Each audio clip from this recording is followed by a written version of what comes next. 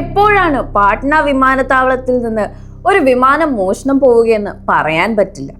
ബീഹാറിൽ പണ്ട് പ്രചരിച്ചിരുന്ന ഒരു തമാശയാണിത്. പക്ഷെ ഇത് വെറും തമാശയല്ല.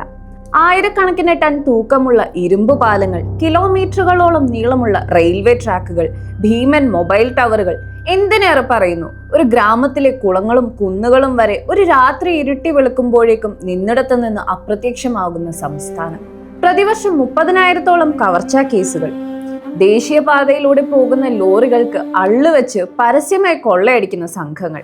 നിയമമില്ലായ്മയുടെ ആ കാലത്തെ ജനങ്ങൾ വിളിച്ചത് ജംഗിൾ രാജ് എന്നായിരുന്നു. ക്രിമിനലുകൾ നാട് ഭരിക്കുമ്പോൾ സാധാരണ ജനങ്ങൾ ജീവനും കയ്യിൽ പിടിച്ച് കഴിഞ്ഞുകൂടി. എന്നാൽ ഈ കഥ ക്രിമിനലുകളെ കുറിച്ചല്ല.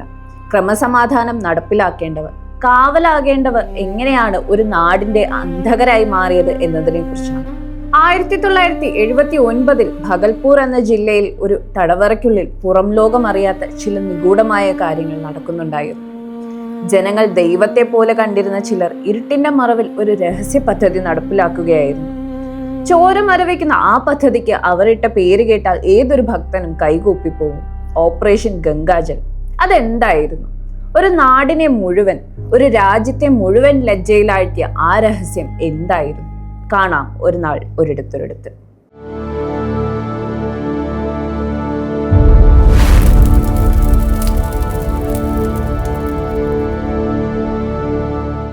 ആയിരത്തി 1979 ബീഹാറിലെ ഭഗൽപൂർ ജില്ല അക്കാലത്ത് കൊള്ളക്കാരുടെയും കൊലപാതകികളുടെയും വിളനിലമായിരുന്നു.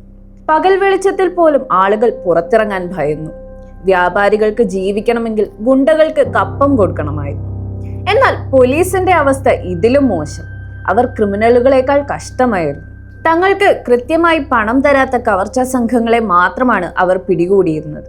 എന്നാൽ നിയമവ്യവസ്ഥയിലെ ചില പഴുതുകൾ കാരണം പോലീസ് പിടികൂടുന്ന പ്രതികൾ ദിവസങ്ങൾക്കകം ജാമ്യത്തിലിറങ്ങി. അവർ പുറത്തു വന്ന് സാക്ഷികളെയും തങ്ങളെ പിടിച്ച പോലീസുകാരെയും പരസ്യമായി വെല്ലുവിളിച്ചു. ഭഗൽപൂരിലെ പോലീസ് ഉദ്യോഗസ്ഥർ തോറ്റു തൊപ്പിയിട്ട് നിൽക്കുന്ന അവസ്ഥ.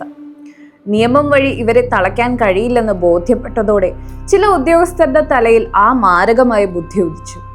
കുറ്റവാളികൾക്ക് കോടതി ശിക്ഷ നൽകുന്നില്ലെങ്കിൽ തങ്ങൾ തന്നെ അവർക്ക് സ്ഥിരമായ ഒരു ശിക്ഷ നടപ്പാക്കാം. 1979 ഒക്ടോബർ മാസം 22-നും 30-നും ഇടയിൽ പ്രായമുള്ള യുവാക്കളെ പോലീസ് സംശയത്തിന്റെ പേരിൽ സ്റ്റേഷനുകളിലേക്ക് കൂട്ടത്തോടെ വിളിച്ചു വരുത്താൻ തുടങ്ങി. അവരെ ലോക്കപ്പിലിട്ട് ക്രൂരമായി മർദ്ദിച്ചു. അത് പോലീസിന്റെ സ്ഥിരം രീതിയായിരുന്നു. എന്നാൽ അതിനുശേഷം നടന്നത് സങ്കല്പങ്ങൾക്ക് പോലും അപ്പുറത്തായിരുന്നു. പ്രതികളെ നിലത്തുകിടത്തി കൈകാലുകൾ കട്ടിലിലോ തൂണിലോ വരിഞ്ഞു മുറുക്കും. അതിനുശേഷം അവർ മാരകമായ ആയുധം കയ്യിലെടുക്കും. ചാക്ക് തുന്നാൻ ഉപയോഗിക്കുന്ന വലിയ സൂചി, അല്ലെങ്കിൽ കൂർത്ത സൈക്കിൾ സ്പോക്കുകൾ. ആ കൂർത്ത സൂചികൾ ഇരകളുടെ കണ്ണുകളിലേക്ക് പോലീസ് ക്രൂരമായി കുത്തിയിറക്കി. വേദന കൊണ്ട് ആ യുവാക്കൾ നിലവിളിച്ചു, അലറിക്കരഞ്ഞു. പക്ഷെ പോലീസുകാരുടെ കൈകൾ വിറച്ചില്ല. കൺപോളകൾക്കിടയിലൂടെ ആന്തരിക ഘടന തകർത്ത ശേഷം അവർ അടുത്ത ഘട്ടത്തിലേക്ക് കടന്നു. അവർ ഒരു സിറഞ്ചിലോ ഡ്രോപ്പറിലോ കോൺസെൻട്രേറ്റഡ് സൾഫ്യൂരിക് ആസിഡ് നിറച്ച് കൺപോളകൾ ബലമായി തുറന്ന് അതിലേക്ക് ആസിഡ് തുള്ളികൾ ഇറ്റിച്ചു. കണ്ണിന്റെ കോർണിയയും ഞരമ്പുകളും ആസിഡിൽ വെന്തുരുകി. ഇരകളുടെ കണ്ണുകളിൽ നിന്ന് പുക ഉയർന്നു. ഈ ക്രൂരതയ്ക്ക് അവർ നൽകിയ പേരാണ് ഏറ്റവും ഭീകരം. ഹിന്ദുക്കൾ ഏറ്റവും പവിത്രമായി കരുതുന്ന, പാപങ്ങൾ കഴുകിക്കളയുന്ന ഗംഗാ നദിയിലെ വെള്ളത്തിന്റെ പേര് അവർ ആസിഡിന് നൽകി, ഗംഗാജൽ. ഇവന് കുറച്ച് ഗംഗാജൽ നൽകൂ എന്ന് പറഞ്ഞായിരുന്നു പോലീസ് ഈ നരനായാട്ട് നടത്തിയത്. വെറും 10 മാസത്തിനിടെ 31-ലധികം യുവാക്കളുടെ കാഴ്ചയാണ് പോലീസ് ഈ രീതിയിൽ എന്നേക്കുമായി കവർന്നു കളഞ്ഞത്. ഈ ക്രൂരതകൾ പോലീസ് സ്റ്റേഷന്റെ 4 ചുവരുകൾക്കുള്ളിൽ ഒതുങ്ങി നിൽക്കുമെന്നാണ് അവർ കരുതിയത്. വിചാരണ തടവുകാരായി ഈ അന്ധരായ യുവാക്കളെ ഭഗൽപൂർ സെൻട്രൽ ജയിലിലേക്ക് മാറ്റിയപ്പോഴാണ് കഥ മാറിയത്. അവിടുത്തെ ജയിൽ സൂപ്രണ്ടായിരുന്ന ബച്ചോലാൽ ദാസ് എന്ന ഉദ്യോഗസ്ഥൻ ഈ കാഴ്ച കണ്ട് ഞെട്ടിത്തരിച്ചുപോയി. കണ്ണുകൾ കരിഞ്ഞുപോയ ചോരയൊലിക്കുന്ന തടവുകാരുടെ അവസ്ഥ അദ്ദേഹത്തിന്റെ ഉറക്കം കെടുത്തി. അദ്ദേഹം തടവുകാരുടെ പരാതികൾ ഒപ്പിട്ട് വാങ്ങി ബീഹാർ IG-ക്ക് അയച്ചു കൊടുത്തു.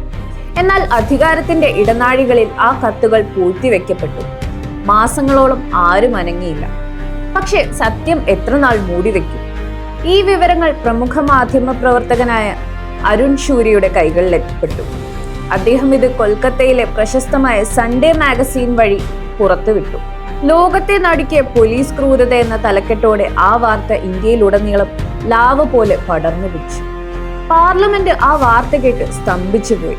അന്നത്തെ പ്രധാനമന്ത്രി ഇന്ദിരാഗാന്ധി പരസ്യമായി പറഞ്ഞു, ഈ വാർത്ത കേട്ടപ്പോൾ എനിക്ക് ശാരീരികമായി അസ്വസ്ഥത തോന്നി. രാജ്യം അന്താരാഷ്ട്ര തലത്തിൽ നാണം കെട്ടു. ഉടൻ തന്നെ അന്വേഷണത്തിന് ഉത്തരവിട്ടു. DCP ഉൾപ്പെടെ 14 പോലീസ് ഉദ്യോഗസ്ഥരെ സസ്പെൻഡ് ചെയ്തു. അവർക്കെതിരെ ക്രിമിനൽ കേസെടുത്തു. ഇന്ത്യൻ നിയമചരിത്രത്തിലെ തന്നെ ഏറ്റവും പ്രശസ്തമായ Khatri versus state of Bihar എന്ന കേസിന് ഇത് വഴി തുറന്നു. ഭരണഘടന ഉറപ്പു നൽകുന്ന ജീവിക്കാനുള്ള അവകാശത്തിന്റെ ലംഘനത്തിന് ഇന്ത്യയിൽ ആദ്യമായി ഇരകൾക്ക് സർക്കാർ നഷ്ടപരിഹാരം നൽകാൻ സുപ്രീം കോടതി ഉത്തരവിട്ടത് ഈ കേസിലാണ്. ഈ കഥയുടെ ഏറ്റവും ഭയപ്പെടുത്തുന്ന വശം ഇതൊന്നുമല്ല. ഈ ക്രൂരത പുറത്തു വന്നപ്പോൾ ഭഗൽപൂരിലെ സാധാരണ ജനങ്ങൾ പോലീസിനെതിരെ തിരിയുമെന്നാണ് രാജ്യം കരുതിയത്. എന്നാൽ ഉണ്ടായത് നേരെ വിപരീത ഫലമാണ്. ഭഗൽപൂരിലെ ഭൂരിഭാഗം ജനങ്ങളും പോലീസിനെയാണ് പിന്തുണച്ചത്. ക്രിമിനലുകൾ അന്ധരായതോടെ തങ്ങളുടെ നാട്ടിൽ മോഷണവും കൊള്ളയും കുറഞ്ഞുവെന്ന് അവർ വിശ്വസിച്ചു. സസ്പെൻഡ് ചെയ്യപ്പെട്ട പോലീസുകാരെ ഹീറോകളായി പ്രഖ്യാപിച്ച് ജനങ്ങൾ തെരുവിൽ വലിയ പ്രകടനങ്ങൾ നടത്തി. നിയമം ഞങ്ങളെ രക്ഷിച്ചില്ല, പോലീസ് രക്ഷിച്ചു എന്നതായിരുന്നു അവരുടെ വാദം. ക്രൂരതയ്ക്ക് ജനങ്ങൾ നൽകിയ ഈ അംഗീകാരം സമൂഹത്തിന്റെ മനസാക്ഷി എത്രത്തോളം തകർന്നിരുന്നു എന്നതിന്റെ തെളിവായിരുന്നു. വർഷങ്ങൾക്ക് ശേഷം പ്രശസ്ത ബോളിവുഡ് സംവിധായകൻ പ്രകാശ് ഝാ ഈ യഥാർത്ഥ സംഭവങ്ങളിൽ നിന്ന് പ്രചോദനം ഉൾക്കൊണ്ടാണ് അജയ് ദേവഗൺ നായകനായ ഗംഗാജൽ എന്ന സൂപ്പർ ഹിറ്റ് സിനിമ നിർമ്മിച്ചത്. ഭഗൽപൂരിലെ ഈ ക്രൂര സംഭവം നടന്നിട്ട് പതിറ്റാണ്ടുകൾ കഴിഞ്ഞു. ബീഹാറിൽ ലാലു പ്രസാദ് യാദവ് കുടുംബത്തിന്റെ ജംഗിൾ രാജ് അവസാനിച്ചെങ്കിലും ഇന്നും അവിടെ തസ്കര രാജും കുറ്റകൃത്യങ്ങളും പൂർണ്ണമായി ഇല്ലാതായിട്ടില്ല. പക്ഷേ ഭഗൽപൂർ നമുക്ക് നൽകുന്ന പാഠം മറ്റൊന്നാണ്. ഒരു കുറ്റവാളിയെ നേരിടാൻ നിയമം കയ്യിലെടുക്കുകയും അവനേക്കാൾ വലിയ ക്രൂരത കാണിക്കുകയും ചെയ്താൽ പിന്നെ പോലീസും കുറ്റവാളിയും തമ്മിൽ എന്താണ് വ്യത്യാസം? ഗംഗാജലം ഒഴിക്കുക എന്ന പ്രയോഗത്തെ ചോരയും ആസിഡും മുക്കി അപകീർത്തിപ്പെടുത്തിയ ഈ കറുത്ത അധ്യായം ഭാരതീയ നിയമവ്യവസ്ഥയുടെ ചരിത്രത്തിലെ മായ്ക്കാൻ കഴിയാത്ത ഒരു വലിയ കറയായി ഇന്നും നിലനിൽക്കുന്നു.